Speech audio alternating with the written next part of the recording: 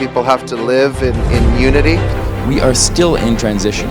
Civil society has been decimated. Of course, we rely on media. And I think the government has not done enough. The international community has failed to respond. No place in the world is perfect.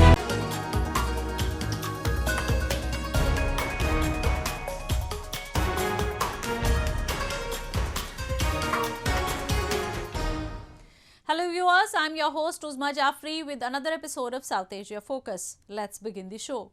Australia hosted the 4th Foreign Ministers Summit of the Quad grouping. In a thinly veiled reference to China, the members committed to further deepen their ties in order to rise against the challenge posed to global world order by any country. They held extensive discussions on free Indo-Pacific, challenges faced by the countries due to pandemic and the goals to be achieved vis-a-vis climate change. Australia hosted the 4th Foreign Ministers Summit and a delayed in-person meet after the previous two were held virtually owing to the pandemic curbs by all countries. Climate change, COVID-19 and China's coercion in the Indo-Pacific were on the top of the agenda. The discussions were also held into an escalating crisis between the West and Russia over Ukraine. All 4 member states pledged to deepen cooperation to ensure the Indo-Pacific region was free from coercion, a thinly veiled swipe at China's growing economic and military expansion. Indian Foreign Minister Subramanyam Jaishankar emphasized putting more effort to ensure the territorial integrity of the countries and freedom of navigation in the region. He also asked member countries to work more cohesively to ensure a rules-based global order.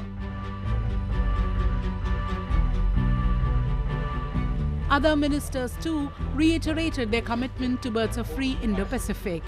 Maris Payne, the Australian Foreign Minister, said Quad was working with an aim to achieve prosperity for people by making countries independent in their choices. I think our purpose is clear.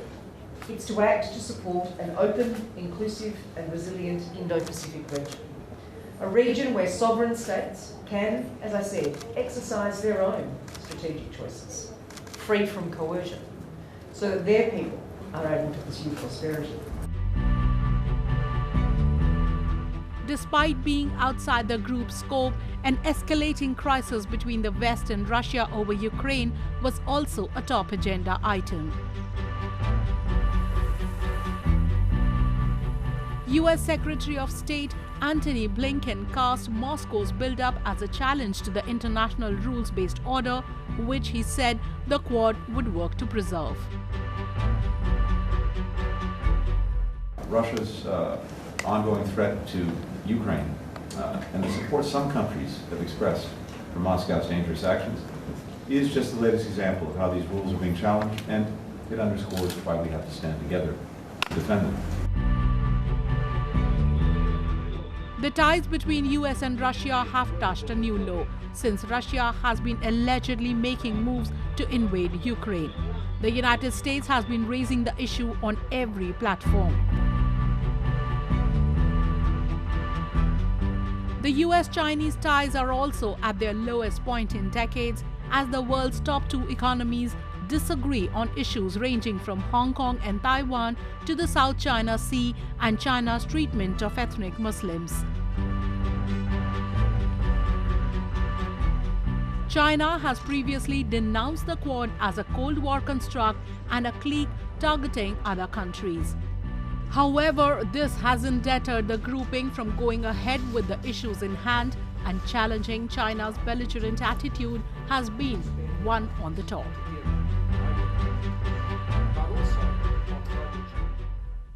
Moving on. A leaked Nepal government's report commissioned last September has accused China of encroaching into western Nepal in Humla district along their shared border. The report was leaked to London-based BBC. Despite all the evidence on the ground, the media report said the government's report is now pending with the Ministry of Foreign Affairs. However, both Nepalese and Chinese government have denied the report and have said that they will resolve issues bilaterally.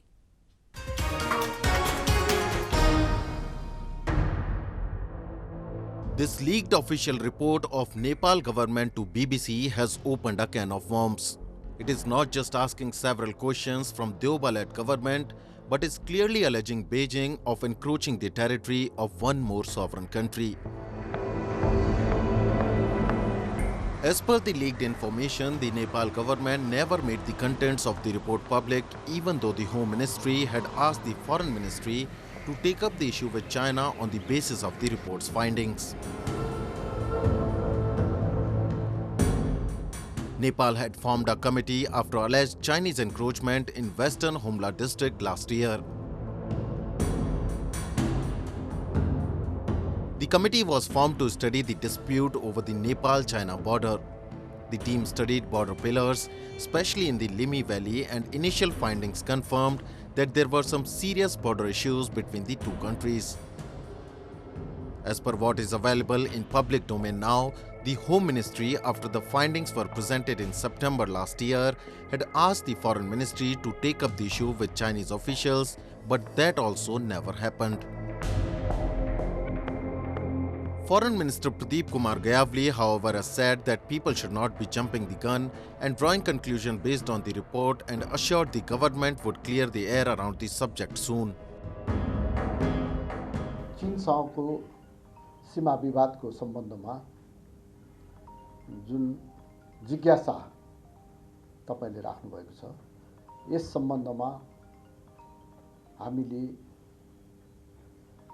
रिपोर्टहरुको आधारमा होइन, वास्तविकताको आधारमा उपयुक्त समयमा यसको वास्तविकतालाई राम्रोसँगले अध्ययन गरेर सरकारले आधिकारिक धारणा सार्वजनिक गर्छ र हाम्रो सीमा चाहे भारतसँग होस् चाहे चीनसँग होस्, सीमामा कुनै समस्याहरू छन् भने ती समस्याहरूलाई हामी कूटनैतिक ढंगले समाधान गर्छौं र यी समस्याहरू आउनुहुन्न र आउन नदिनका निमित्त सरकार सदैव प्रयत्नशील रहन्छ। The issue has also triggered a political war in the country, with opposition getting more ammunition to target Deoba government that has already been on the back foot owing to what has been termed by opposition as mismanagement of the pandemic. Dal Rawal, Karnali Province Assembly representative of Nepal's opposition, Communist Party of Nepal Unified Marxist-Leninists from Humla district, demanded federal government to publicize the report on the border issue with China at the earliest. माननीय सभामुख ज्यू मार्फत यो सम्मानित सदन मार्फत संघीय सरकारलाई र हाम्रो कर्णाली प्रदेश सरकार मार्फत पनि यो प्रतिवेदन गोप्य राख्नका लागि त किन त्यत्रो खर्च गरेर अध्ययन गरिएको होला, छिटो भन्दा छिटो सार्वभौम नेपाली जनताले थाहा पाउने गरी, सार्वभौम कर्णालीवासीले थाहा पाउने गरी र हुम्लावासीले थाहा पाउने गरी यो सार्वजनिक गरियोस्। यदि समस्या छन् भने मित्र राष्ट्र चीनसँग कूटनीतिक पहल गरेर यसको समाधान गरियोस् भन्ने चाहिँ अनुरोध गर्न चाहन्छु। Released or unreleased, the report comes as a reality check for the government and the observers who were constantly pushing the narrative of strengthening Nepal-China ties. Kathmandu has even signed the Belt and Road Initiative of China, and now some experts feel Beijing has leverage and could coerce Kathmandu into giving up its claims. The Nepal government, however, stands firm on its stance that it would solve the issue bilaterally and have assured that border strife, if there is any, will be resolved through negotiations.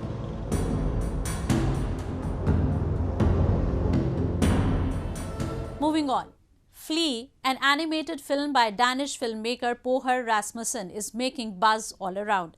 It has made history with its 3 Oscar nominations and one of those movies everyone is talking about for delving into a sensitive issue. This highly acclaimed animated flick revolves around the story of a young gay Afghan refugee fleeing his war-torn country.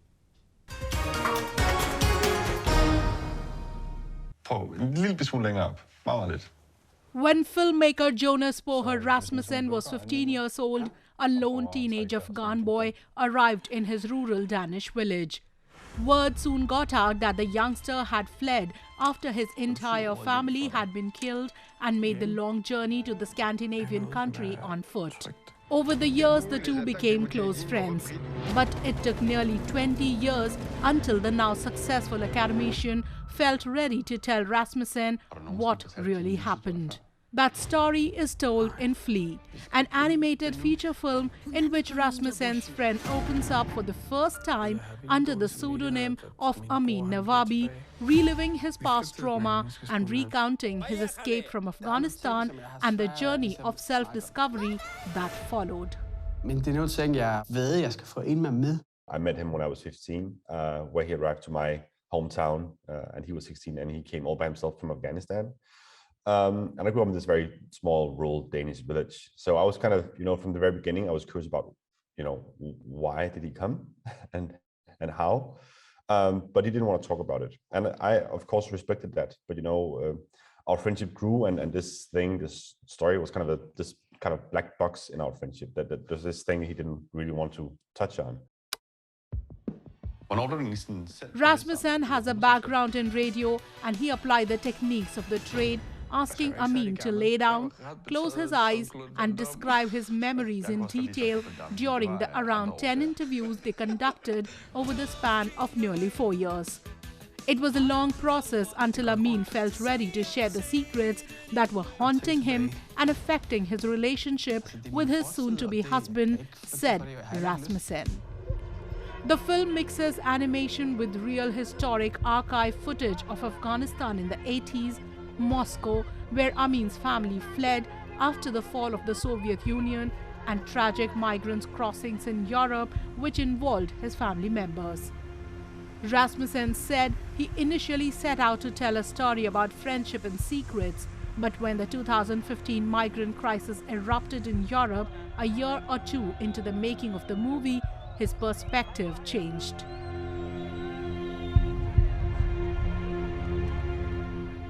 He was really affected by the whole thing in August when everything happened. He still has family in Afghanistan, and of course he was reminded about his own story and could now see a new generation of Afghans getting pushed out of the country, being the same limbo he was in, and not being able to choose their own path in life. So it was just really heartbreaking. But it also became even more important to get a nuanced story out there and really show how refugees are human beings like the rest of us, with complex backstories and lives as everyone else. Amid the film's victorious launch, Afghanistan once again made the headlines last year as the Taliban took control of the country and thousands of civilians thronged Kabul airport seeking to escape, making the film sadly relevant all of a sudden. Opening up about his past and sharing his secret has brought Amin peace, said Rasmussen, adding that the positive feedback has further helped his friend. He's kind of a double marginalized, being both gay and a refugee.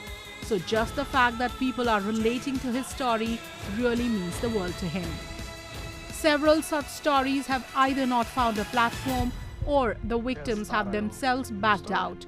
The current day Afghanistan too has become a similar society where the common citizens are not only finding it hard to survive, they have been bans, threats and reprisal attacks if they were associated with previous dispensation.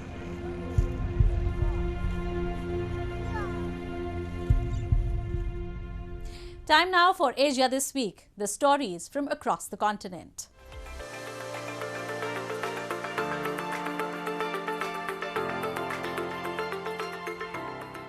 Iran unveiled a new domestically made missile with a range of 1,450 kilometers a day after Tehran and Washington resumed indirect talks to salvage a 2015 nuclear deal. Iran, which has one of the biggest missile programs in the Middle East, says its ballistic missiles have a range of up to 2,000 kilometers and are capable of reaching its arch for Israel and US bases in the region. State TV displayed the new surface-to-surface Khaybar-Shekan missile, which refers to an ancient Jewish oasis called Khaybar in the Arabian Peninsula's Hijaz region that was overrun by Muslim warriors in the 7th century. Tehran regards its missile program as an important deterrent against the United States, Israel and other adversaries. It has rejected Western demands to halt its ballistic missile work. Sunni Muslim Saudi Arabia, a regional rival of Shiite-led Iran, has repeatedly called on major powers to address Gulf Arab concerns about Tehran missiles. Israel, which the Islamic Republic does not recognize, has long threatened military action against Iran if the talks in Vienna fail to curb Tehran's nuclear work. Iran says its nuclear ambitions are peaceful.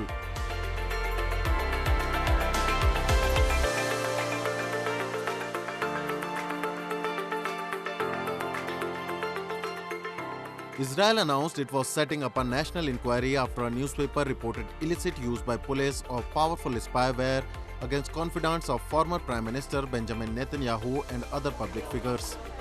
Khalsalist newspaper in an unsourced report said that Pegasus, a cell phone hacking tool made by Israel's NSO group, was used to fish for intelligence even before any investigation had been opened against the targets and without judicial warrants.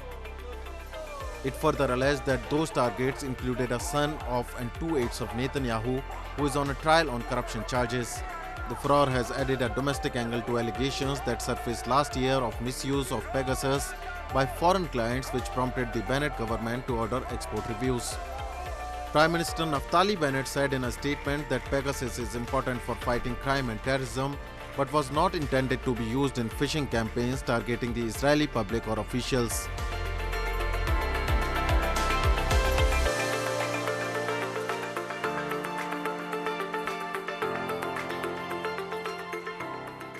With an aim to popularize electric bikes, the Tokyo Metropolitan Government is holding a demonstration experiment of E-Ride Tokyo.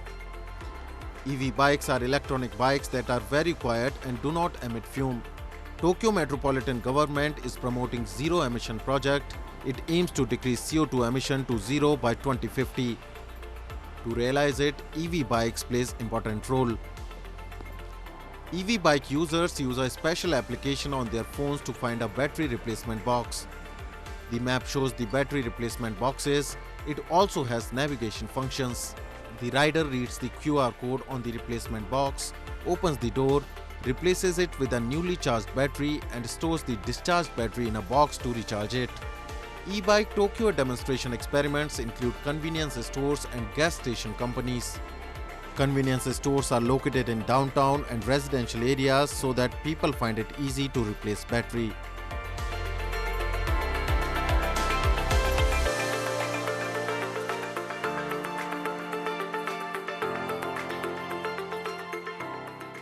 Japanese electronics manufacturer giant Panasonic has announced to take steps regarding environment conservation in the future at the world's largest consumer electronics exhibition, CES 2022. During the coronavirus pandemic, Panasonic introduced its latest products via video and online conferencing instead of displaying them physically. In a video message, the company CEO explains about the commitment Green Impact. When I see the activities of the Panasonic Group, I see the need to fulfill a tremendous responsibility. We will reduce this by developing new technologies and solutions to increase their efficiency. The customer base of Panasonic is spread all over the world, and the company is very well aware of the responsibility that it holds towards the society.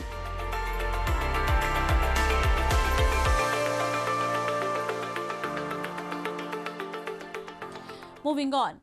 In Indian subcontinent, there is a sense of pride associated with the region's rich cultural history. Various festivals are celebrated here, cutting across the barriers of geography. A symbol of cultural identity for the people seeking wisdom and knowledge in the region. Saraswati Puja was celebrated recently in India and neighboring countries with full dedication and devotion. Take a look.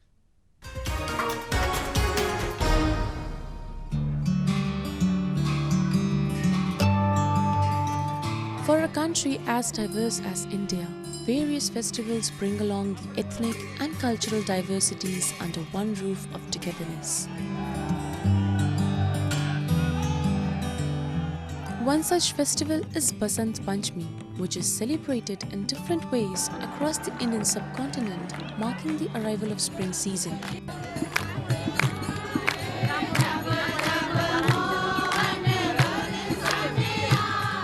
Also known as Saraswati Puja, the day is dedicated to the goddess of knowledge, Saraswati. With slightly different traditions, worshippers seek blessings from the goddess, who symbolizes creative energy. It's very encouraging, especially for the children. Saraswati Puja is like Bengalis' Valentine Day. So these youngsters, be it a girl or be it a boy, they're enjoying this puja. That is the most encouraging aspect of this. Actually बहुत दिन बाद हम लोग बाहर निकली हो तो हम जो बहुत एक साथ आई हो तो मज़ा करेंगे, बहुत घूमेंगे यहाँ. The color yellow has a great significance in the celebration of Basant Panchami, as it marks the harvest time of mustard crop that has yellow blooms. Yellow attire is therefore worn by the followers, and traditional feast is prepared for the festival, wherein the dishes are usually yellow and saffron in color. While in states like Punjab and Haryana, the occasion brought along hordes of kites flying, whereas in some states like Uttar Pradesh, devotees took to holy dips at the banks of Sangam, which is the confluence of river Ganges, Yamuna and mythical Saraswati. आज बसंत पंचमी है, माँ सरस्वती देवी की माँ सरस्वती देवी का पूजन किया जाता है और इस उपलक्ष्य में यहाँ पे जो प्रयाग में तीर्थराज प्रयाग में जो महत्वपूर्ण स्नान है उनमें से तीसरा सबसे महत्वपूर्ण स्नान है बसंत पंचमी का पर्व. माँ सरस्वती जैसा कि हमारे जो आदिश रूप में एथेटिकल रूप में यहाँ सरस्वती जी विराजमान है और इसी को लेकर यहाँ लोग आते हैं कि आज वाग देवी माँ की पूजा पर प्रार्थना हो जाए.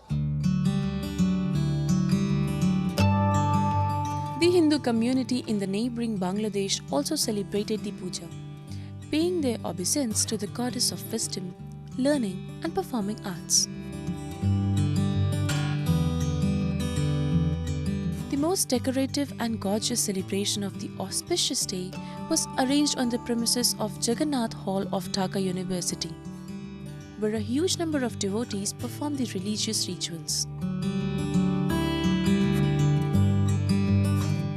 Meanwhile, in Nepal, schools and colleges organized pujas to pay homage to the goddess. Students also participated in huge numbers by starting the day with a ritual bath in the morning, followed by a day-long fast. In India, there are several festivals that are marked exclusively to seek deities' blessings for wisdom and a more virtuous life. With that, we come to the end of this week's episode. See you next week. Goodbye and take care.